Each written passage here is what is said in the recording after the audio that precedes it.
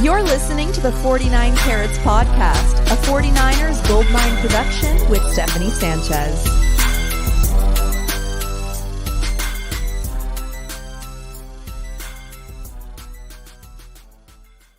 What's going on, everyone? Welcome to another edition of the 49 Carats Podcast. I'm your host, Steph. It is Wednesday, February 7th. Super Bowl week is underway. The chaos, all the nerves, the terrible media questions, it's all here. And joining me today are my co-hosts for the day, your favorite Wednesday morning show, John Chapman, Wayne Breezie. How you guys doing today? Super. I'm super all week. I'm with amazing people today. Going to be with great people this weekend. The 49ers are the Super Bowl. All positives. Super is not the word, Steph. I just want to congratulate you because you have taken the hardest working person in show business to another level when you're getting acknowledged not by just the general manager, but Nick Bosa himself. Ladies and gentlemen, give Steph Sanchez the greatest standing ovation that you've ever done before. I'm so proud of you, Steph. It was good to be with you at the Senior Bowl, and just keep putting out that hard content and that great work that you're doing, Steph. I just wanted to commend you.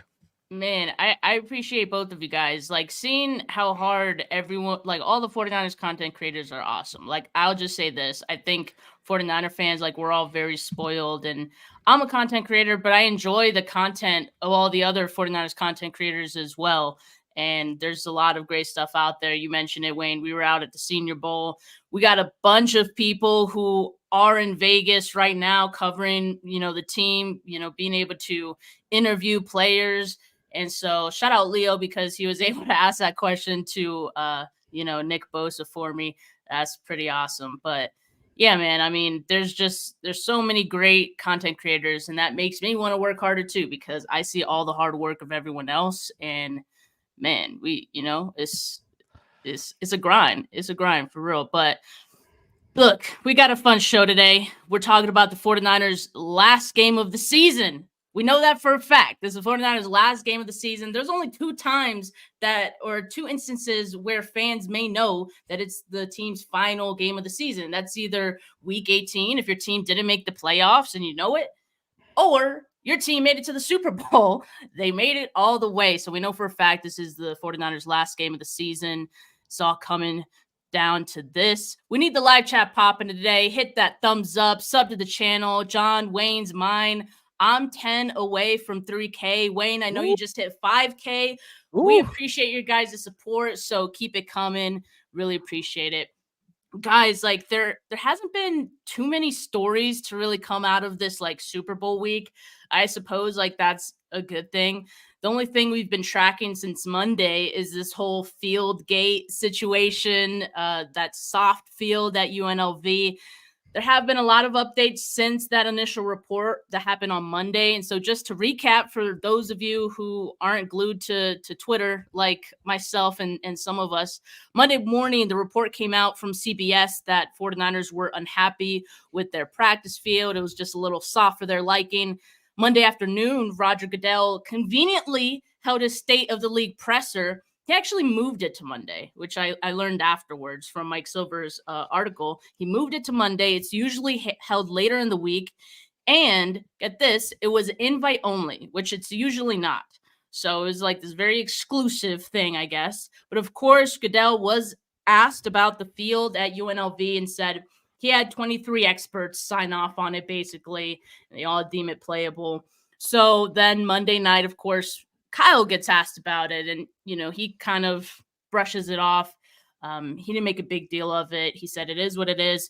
Field is improving every day, and we'll keep practicing there.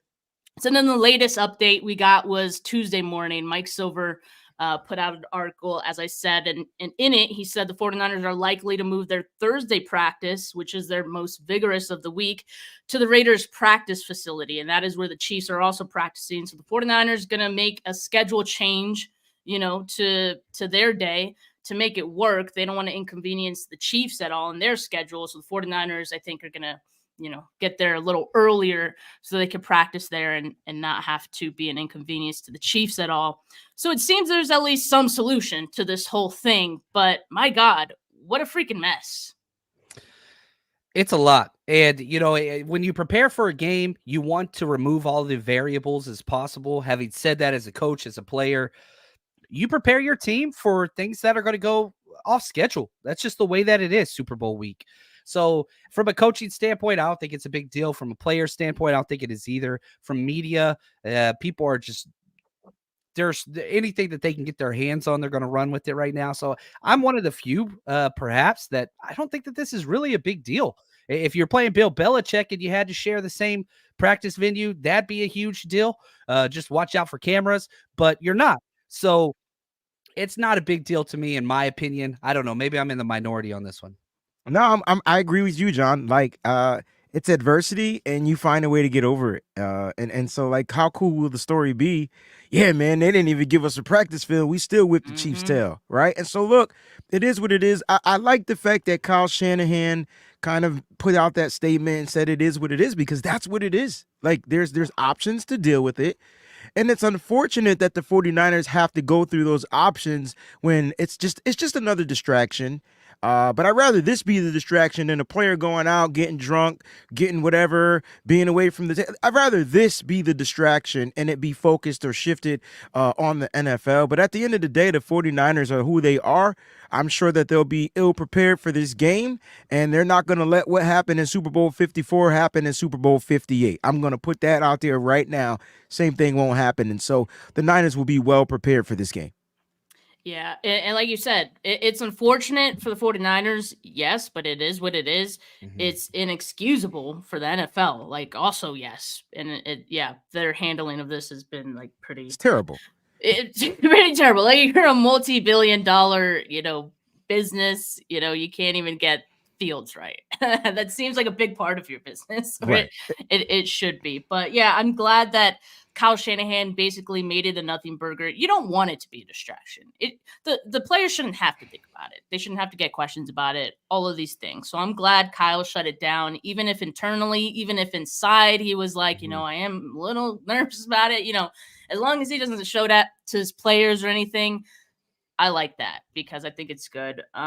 Speaking of Kyle, we usually talk about uptight Kyle could be in pressers and, how conservative he can be at times in games.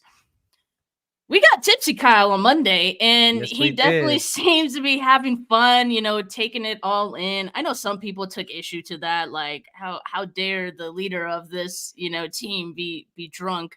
I don't have a problem with it. I like him showing this side of him just because he's usually the opposite. And I do feel like, I don't know, maybe it could mean we see a more loose Kyle on Sunday for game day, right? Don't give me loose Kyle. Give me focused Kyle. Give me angry Kyle. And if he has to drop a few brewskis back before the game, give me that Kyle too. Look, tipsy Kyle, saucy Kyle, whatever Kyle you want to call him, high Kyle, it doesn't matter. He answered those questions like a mother freaking champ. Like Kyle can get through the breathalyzer test perfectly. You knew he was tipsy, but you couldn't tell through his messages. Now, the way he sounded, it was a little slurred up. He used a lot of Z's instead of S's and words that had S's with no Z's, but I didn't really care. But I thought when they asked him questions, he was just hammering them questions like it was nothing. You get the question about Brock, knowing that Brock was the guy, like, from day one. That was so cool, right? Because we saw a lot of different quarterbacks come through this system, and Kyle was trying his hardest to get him to work. That's why I keep saying that this Super Bowl is going to be different, because when have we had our head coach talk about his quarterback being the guy? When did he ever mention any other quarterback, like, just being that guy? And so, like, he's confident. And when Kyle is confident, that means the trust level is on 100.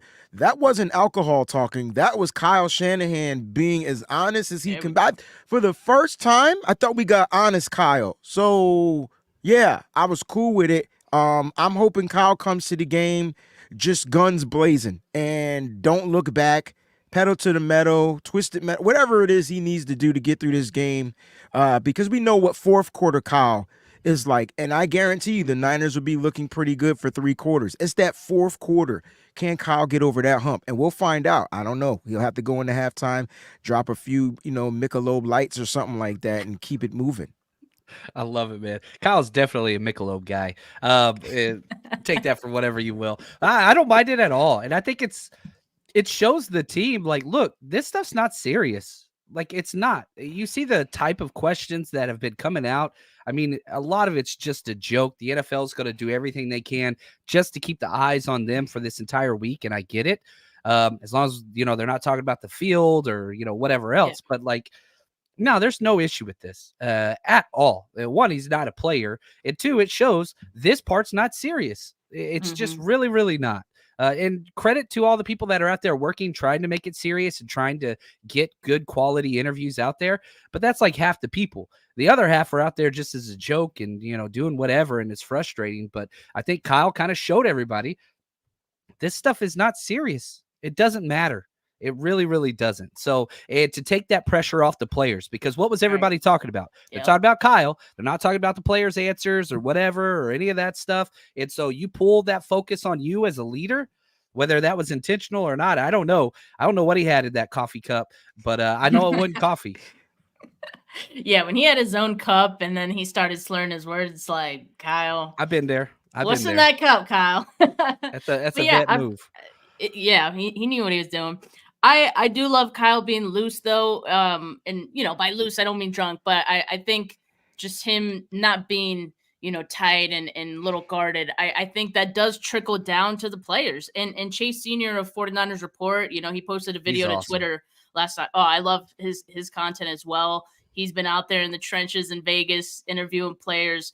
And he put out a video to specifically talk about like how loose and relaxed the 49ers seem. And he also says every player that he's spoken with has been a pleasure to speak to. I know some people in the chat as well, like Kinlaw was awesome, like everyone. So someone else who has been covering the Super Bowl week out in Vegas, DM'd me and they were like, the 49ers players seem a lot more down to earth. And mind you, like he doesn't normally cover the 49ers. So that's just the first impression of this team. And Brock Purdy, the leader of the offense, the new face of this team, being as young as he is, I think it makes it even more impressive. And this is his first time in a game as big as this. He is so like, he's the perfect example for anyone, as far as like having to deal with the media, how to do it and all that. But we've seen how great of a person he is already as 49er fans. I'm glad that everyone else is now getting to see it too. And I hope people realize how absolutely dumb it has been to hate on this kid. Cause he's just, how can you hear him talk, you see him. It's like, how can he's doing SpongeBob impersonations. Like, come on. So I feel like a lot of comfort in knowing that every player seems to be relaxed going into this week and really taking it all in. I think a lot of it has to do just with, you got this all shucks mentality, obviously the draft pick, all that stuff. And, they start the whole presentation off with Patrick Mahomes and Brock Purdy on stage. Talk about two diametrically opposed personalities, storylines to get to the NFL, talent structure. I mean, just everything is just completely different. And I think that's come across in the way these two teams play and the way they handle their business. One of them is just chief paramount on a quarterback, just doing everything that he possibly can just to create on his own. And then you've got a complete team on the other side, and that's the 49ers. And Brock understands that, and Brock operates within that. And whenever he needs to, he can make plays with his feet.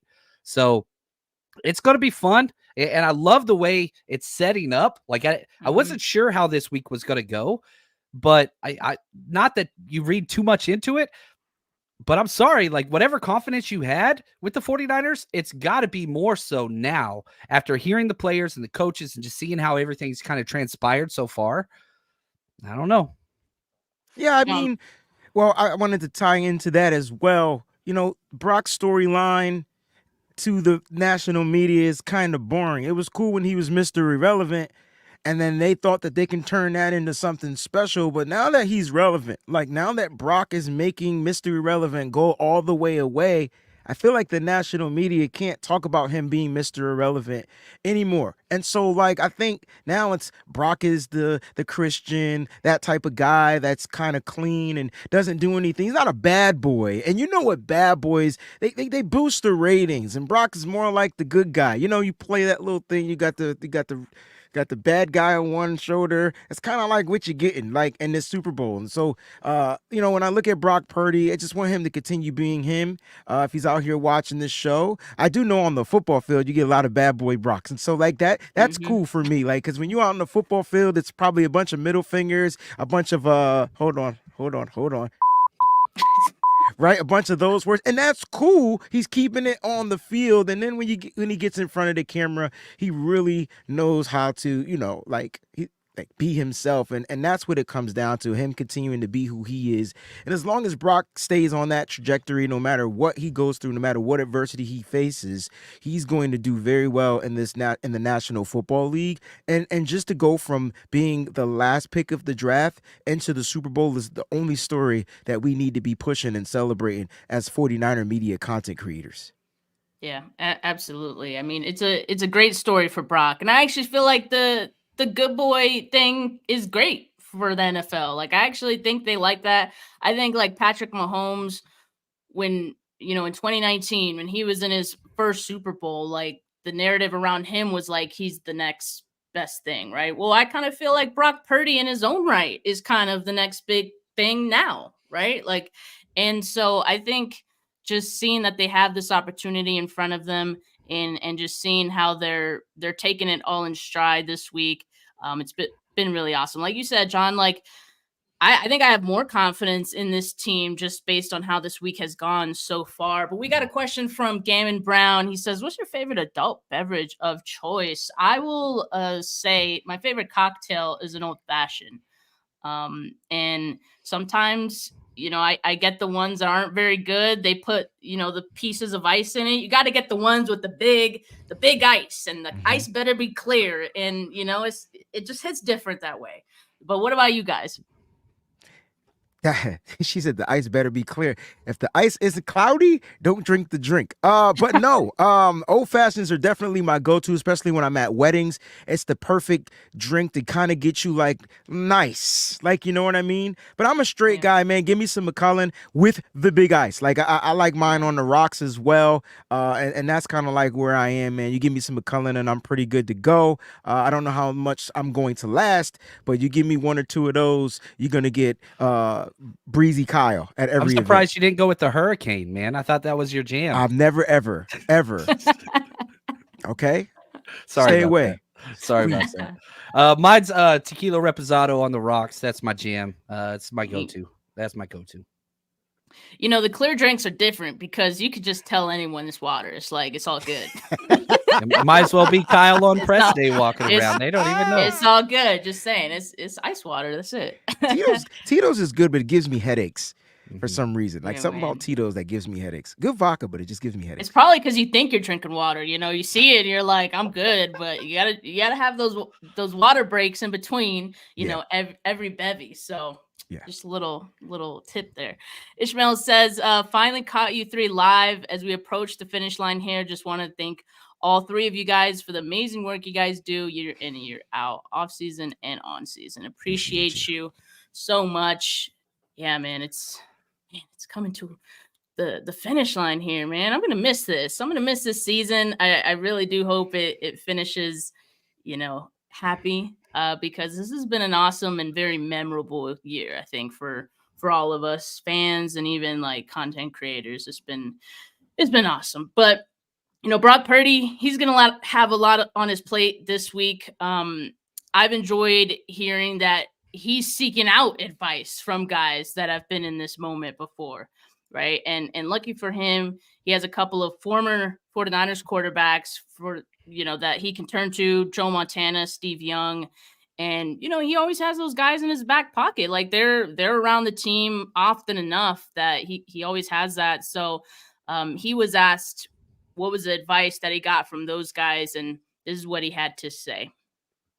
Yeah, just briefly talking to like Joe, it's been just pretty simple, just in terms of, you got a good team around you. Just obviously go through your reads and what Kyle is calling and trust in Kyle. You don't need to be the superstar or anything. Like, you can go out and just do your job, do it well, and you got a good team around you, and you guys can win that way.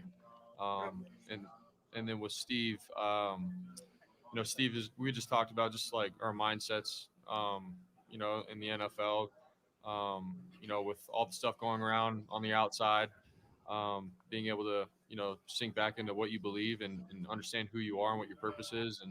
And then he spoke to the team, obviously, about, when you have an opportunity like this, you got to take it. You can't let it slide. There's a lot of players in the NFL that don't get opportunities to go to the Super Bowl and win it. So he was like, you got to do what you can as a team when you have this op to take it. So. And another thing that, Steve Young, I think he was on the Larry Krueger show, and he said, Super Bowls are not won, they're taken from bloody hands. If he said that exact same quote to Brock, like, I hope he did. And it kind of sounded like they were similar, because Brock's like, you got to take these moments and all things like that. That's an awesome quote. And I think that's so true. When you think of some of the best Super Bowl performances that we've seen, it's an elite player, it's an elite quarterback doing just that. Like Tom Brady taking the Super Bowl from the Falcons after being down, 328. And I hate to say it, but it happened to the 49ers in 2019. Like, Mahomes took that Super Bowl from the 49ers' bloody hands when he was down 10 points. Brock Purdy can take a divisional round. He can take an NFC championship game. The last question that remains here is Brock Purdy the kind of guy that can take a Super Bowl if he needed to? Yeah, I mean, that's to be seen, right? But we've seen Brock Purdy have to take big games. And I think the fact that he couldn't find a way to take regular season games and then found a way to take playoff games only leads me to believe that if he had to find a way to take the Super Bowl, he can do just that. And listen, I know we've been going through this like emotional roller coaster with quarterbacks in San Francisco. And yep, we were high on Trey Lance. We were high on Jimmy Garoppolo at one point, but they're gone. And we were left with Brock, and we have Sam Darnold to back him up. And I can't help but be high on a kid that has something called the it factor. And no one believed that Patrick Mahomes would go out there and be able to take games. I mean, hell, he didn't even get drafted top in the draft, right? He went late. And so when you look at that, like, his opportunity didn't come until Andy Reid felt like he was ready. And even that, it was going to be a gamble. And even the same thing is happening for Brock Purdy. Brock Purdy got thrown into the fire. In every game, he found a way to be molded into something that was going to be great. Now, did he struggle in some games? Absolutely. It's the NFL. Great defensive coordinators are going to put out great defensive plans, and they're going to try to take away the quarterback. You do it in every game.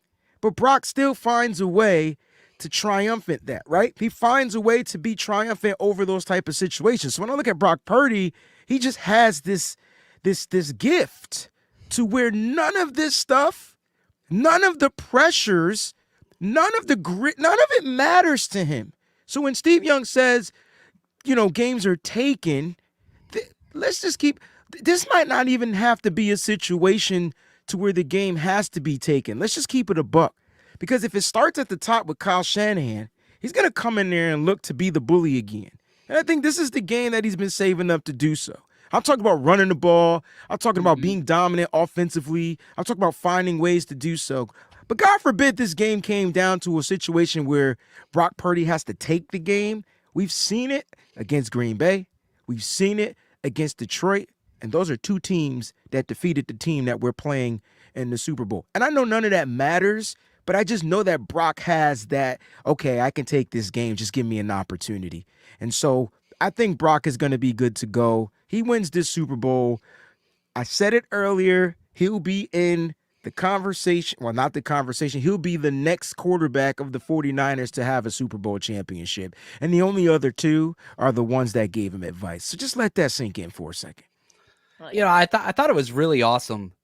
Just the way the different approaches between Montana and Young, right? Montana trusted Kyle. What did Montana do? He had Bill Walsh, and so like that just fits. It just fits, right? Like you've got elite level offensive coaching and Bill Walsh that worked for Joe Montana. Now, how do you relate that to Purdy? You say, look, man, trusted Kyle. Trusted that dude. He's going to put you in a position to succeed. Then you look at Steve Young, talked about what's your purpose, faith. Everybody knows that's huge for Young. That's huge for Purdy. And you don't know when this opportunity is going to present itself. But whenever you look at Brock Purdy, he's played in 5 playoff games. He's won all 4 that he completed. He's only lost once, and that was whenever he was knocked out the very first series. So you've got to go, and the 2019 Super Bowl was huge. I was there, and it went the way that it did. These are 2 vastly different teams, both the Chiefs and the 49ers. And the biggest discrepancy is Patrick Mahomes versus Jimmy Garoppolo to Patrick Mahomes versus Brock Purdy. CMC wasn't a part of that one, and Trent Williams wasn't a part of that one, and those are huge, but I'm sorry. The difference is number 13 for the 49ers. That's going to be must-see TV, and that's one of the things I'm excited about. I just cannot see Brock laying a dud in the spotlight in this moment. It's not who he is. It's not who he is. And that's what I don't understand, right? Because everyone is like, I can't bet against Patrick Mahomes because he's done this and he's done that. And, he has like, they haven't been the best team in some of the matchups they faced. Personally, I thought the Bills would win. I thought the Ravens would win, on the AFC side. In both of those games, the Chiefs were going up against those 2 teams. And so, yeah, there's that factor of Patrick Mahomes. This Chiefs team is not going to be denied. But you look at the other side, too. Brock Purdy has won all of the playoff games that he's started and finished. Is that not good enough either? I mean, I know this is different because this is a Super Bowl. And again, we don't really know how this is going to play out for Brock. Like you said, I don't think we see Brock lay down because from what we've seen, that's just not him. That's not him. So I think, I don't know. I would like a hot start, and not just a hot start, but keep it, keep it. And there is going to be an effort from the Chiefs, and there's going to be an effort for Patrick Mahomes to pry it out of your hands. He's going to try to take it because that's the kind of guy he is too. You got to keep it too. And that's why I feel so confident in this 49ers team, because they finally have a quarterback who has that like ice in his veins gene. Like I'm going to take this. So I'm so pumped for this game, but let's get into the game now, right? If I ask you guys what your offensive key to the game is for the 49ers against this Chiefs defense, I think we would all say run the football. Like, do either of you have anything different than that? I mean, I'd say run the football. Right? Okay.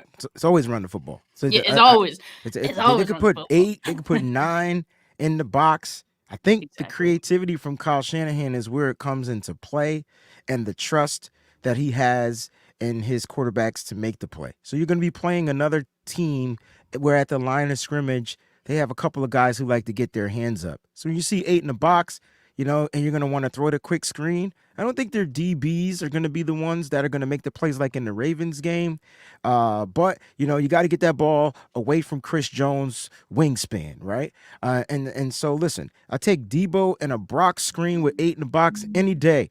And that will open up the run game. Like, it's just going to open it up. And so you got to find a way to run the ball in this game and stick with it. Like, I don't care if you go 1 yard, 2 yards. There's going to be a breakaway play. The Chiefs aren't the best run-stopping defense, okay? They're just not. So you can run on this defense. Get these linebackers and these linemen. Here's how you run, though. Just outside.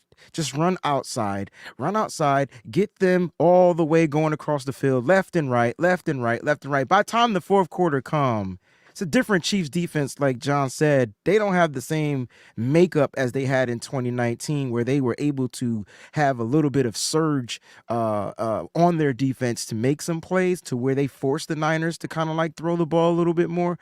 I just think if Kyle sticks to that run game plan, goes east to west or left to right or however you want to say it, I think the 49ers will be large and in charge. Yeah, Chiefs defense 32nd out of 32 teams in EPA against the rush. I mean, it could be had. You could run the ball, and the worst spot, Wayne Breezie nailed it. Outside the left end, the offensive left side. They are the worst in the NFL at defending at that gap. So, man, you attack, jet sweeps, outside toss, crack toss. That's the changeup, outside zone. All those things are available, and you will dictate this game based on running the ball effectively, play action boot off of that, misdirection, all those different things.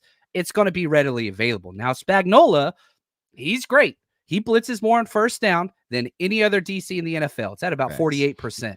Like, so it doesn't matter. Like, there is no with Steve Spagnuolo, well, let's just try to keep him behind the chains. He doesn't buy that. That's not who he is. He will gamble on the very first play of the damn game. How do you mitigate that? You run the ball. And then you got Brock Purdy. Guess what? Best quarterback in the NFL versus the blitz. Number one. So run the game, run the game. That's huge. And then you take your shots and you catch them gambling. They're in Vegas. Guess what? The house always wins. Kyle Shanahan got to tax them. Whenever they blitz, you got to make them pay. Yeah. And so, yeah, the 49ers should look to run the football. I mean, we saw how it worked out for the Ravens when they abandoned it in that game. It played into the Chiefs' hands entirely. And the Chiefs should expect the 49ers to want to run the football, as most teams do, right? But I would expect that plan A of the Chiefs' defensive game plan is going to be stop the 49ers from running the football and try to force Brock Purdy to throw. Like, I do think the 49ers are going to have success running the football, but I can see in other moments, like, it's going to be a push and pull, right? Like, this is a chess match. There's going to be moments where maybe it won't work, and then, before Kyle can make adjustments to make it work again, Brock's going to have to make some throws, and he's going to have to make some plays on his own. The problem with that is, and you guys kind of touched on it, Steve Spagnuolo. I mean, this defense is so good, and he has them, I guess, very disciplined, and just the things that he does with them, it challenges quarterbacks, right? Chris Jones headlines at defensive line. Of course, Ladarius Sneed, their premier corner. I would imagine he shadows Brandon Ayuk in this game. As far as McDuffie and Juwan Jennings, again, like Gaiman says here, that could be a matchup we see too. But how might this Chiefs defense give Brock Purdy and this offense problems in this game? I'm talking about the pass game, like specifically, because we talked about, you guys talked a little bit about the blitzing. And I saw something that out of, like, if they're seeing that the offense is running like condensed formations, they like to blitz and attack that, and not only will they blitz with one of their corners, sometimes they send both of them, and probably do some zone on the back end for whatever defenders are left to defend the back end. But how are they going to try to attack this team? I imagine that's kind of part of it, sending corners to blitz. How could the 49ers kind of, circumvent that a little bit? Yeah, the 49ers are going to have to figure out a way just to be more the more aggressive team when it comes to that. Like, Kyle Shanahan's going to have to build in aggressive style play calling to negate their aggressive style defensive calling, because I guarantee you they're going to take the pages out of the Ravens playbook, right? Because if you look at the couple of teams that gave Brock the most trouble, it would be that Ravens defense and the Cleveland Browns defense. Now, the Chiefs defense is built a little different, but I do like their back end. I really do think they have the best secondary out of the two teams. And we're talking from safeties to cornerbacks. I think their secondary is really good. And when you look at, you're not talking much about Trent McDuffie, but he's the wild card to me, because guess who he is? He's their Deommodore Lenoir. All right, so he's the outside guy. He can line up at nickel.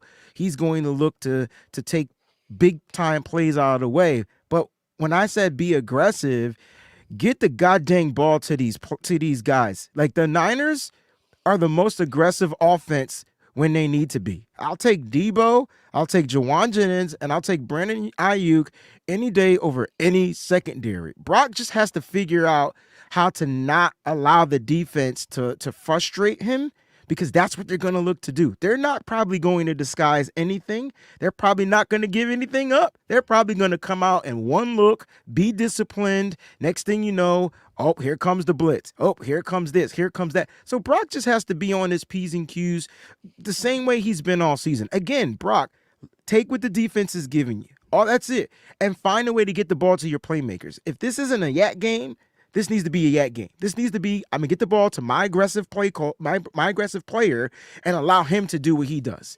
It's not about getting the ball down the field. That will happen. That opens up after you take advantage of their aggression. So I think that's where it comes to. If the 49ers offense can find a way to trump their aggression, they're going to be just fine. Yeah, I think you got to find 22 McDuffie, one of the best blitzing DBs in the NFL. You played number 6, Melfonwu, last week, or 2 weeks ago. He's one of those guys as well, and you were able to handle that, mitigate that pretty well. My favorite thing is this: when they bring pressure from the outside, Brock Purdy's go-to route versus a DB blitz is the out route to Brandon Ayuk or to George Kittle. That's what I want to see. The quick out, 5-10 yards, out route versus the blitz, because when he sees the blitz, he knows I've got man coverage on the outside. And so I want to see him hit those quick. He'll throw them blind. And once he recognizes the blitz is coming, he'll throw it blind. And I do not mind that. Trust your guys.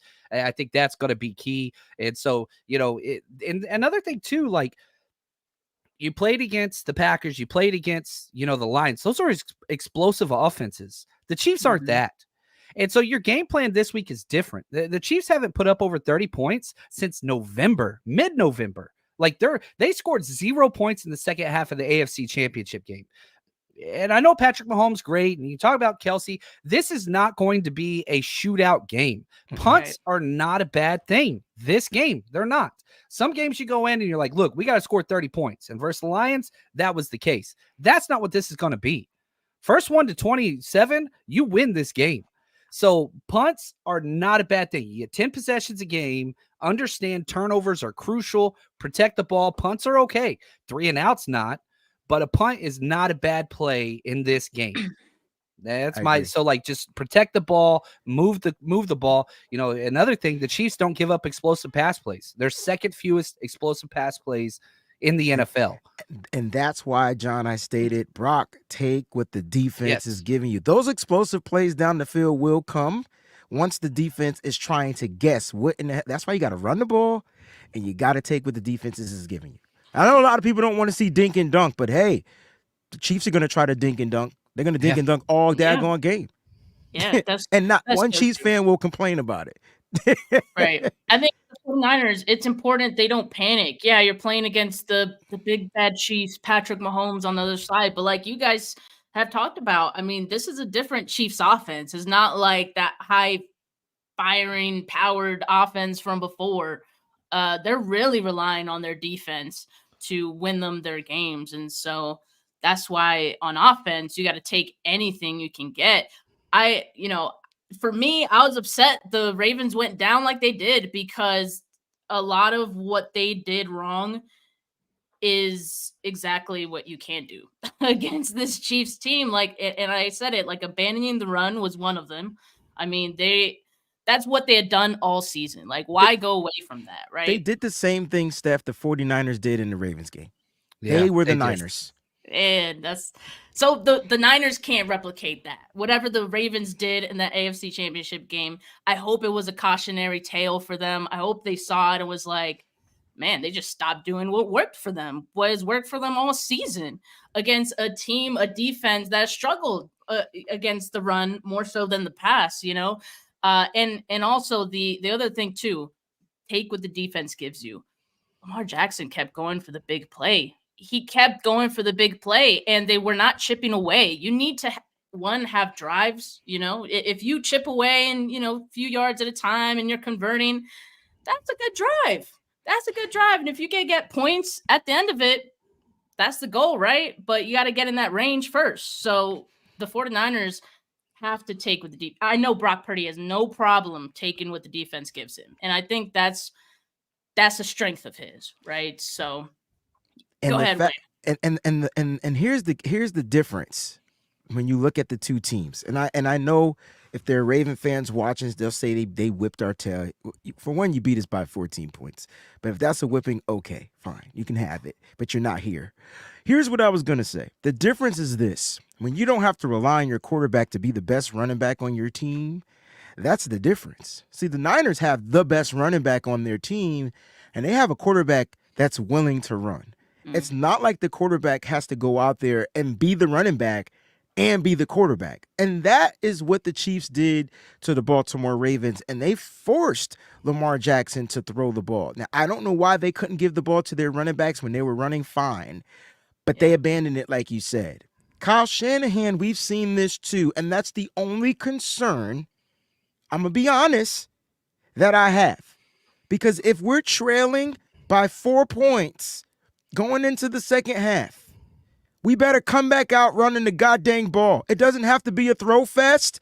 It just needs to be a run fest, and get back into rhythm and get back into finding a way to take over that game. And it starts with the run. It could be Christian. It can be Debo. It can, hell, put Juwan Jennings back in the damn backfield. Hell, on that one play he did, if the motherfucker if Jake Brendel made the block, we would have been fine.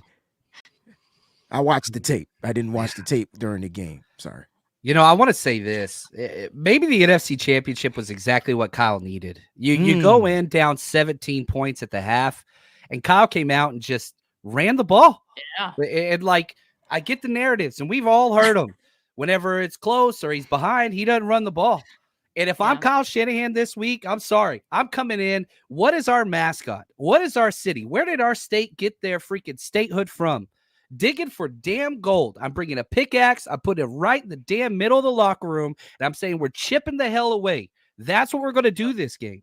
And we're just going to keep striking, and that's the run game.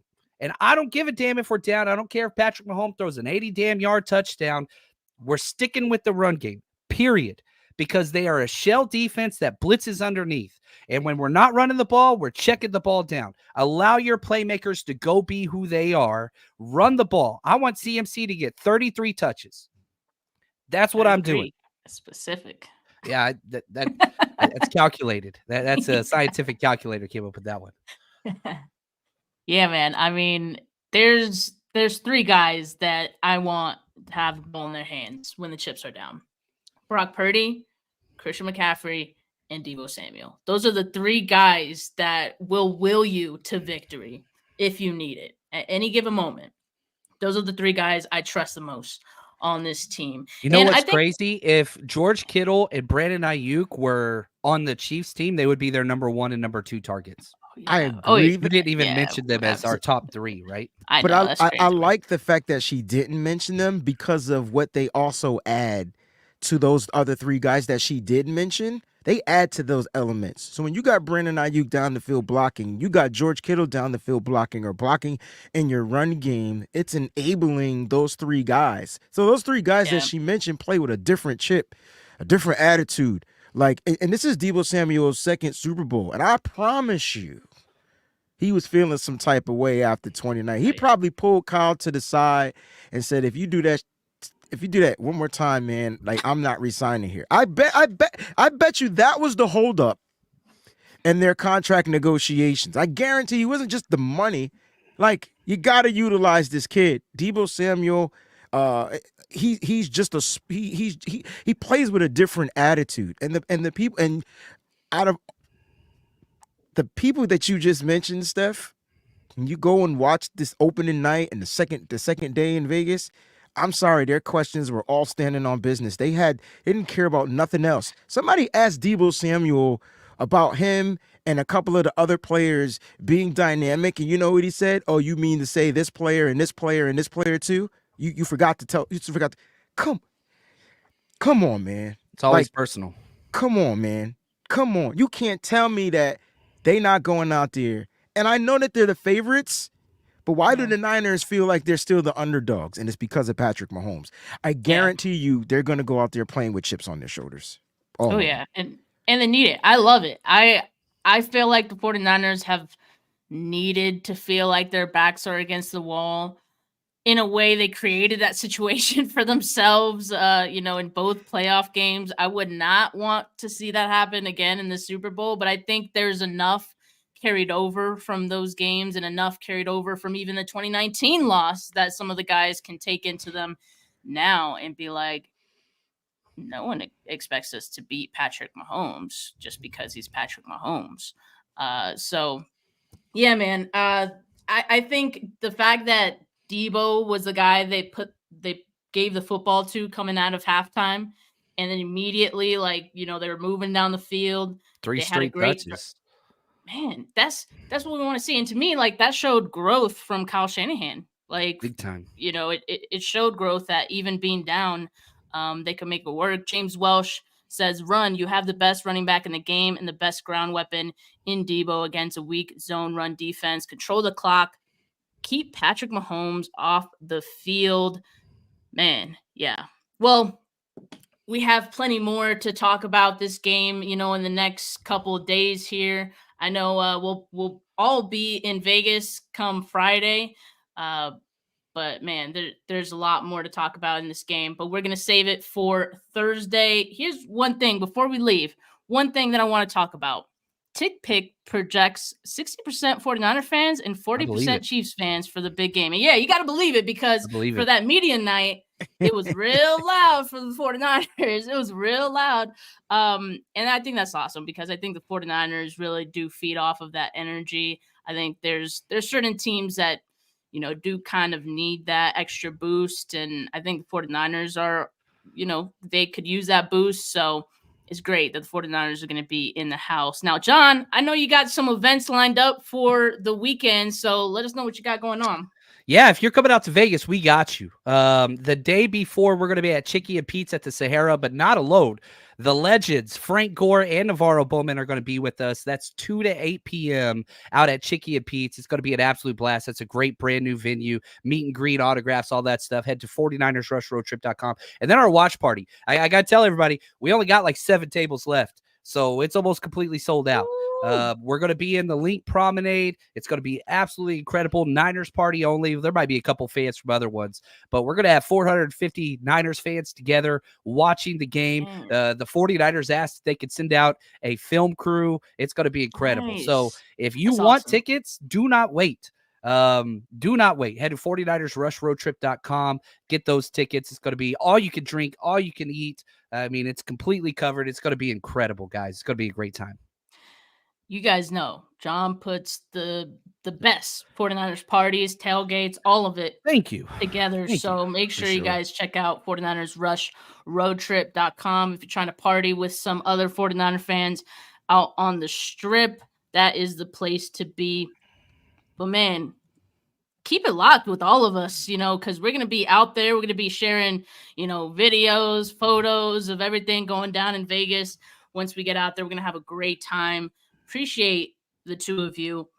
It's been an awesome season, regardless of the outcome. We'll be here next week to just break down the game and all that. But after that, the season's over, so it's almost close here. But I appreciate both of you guys, and appreciate. Thanks for putting this together, Steph. This was all your thing, yes, it was. And so it was. It's an honor just to be a part of this and to work with great people all the time. And, the chat's always incredible, but thank you, Steph, for, reaching out and making this a thing. Appreciate you guys. We appreciate you for sure. All right, y'all. Well, make sure you like this video if you haven't yet. Make sure you subscribe to the channel if you haven't yet. Not just mine, but John and Wayne's as well. But for now, have a great rest of your Wednesday, folks. Peace. You said it right.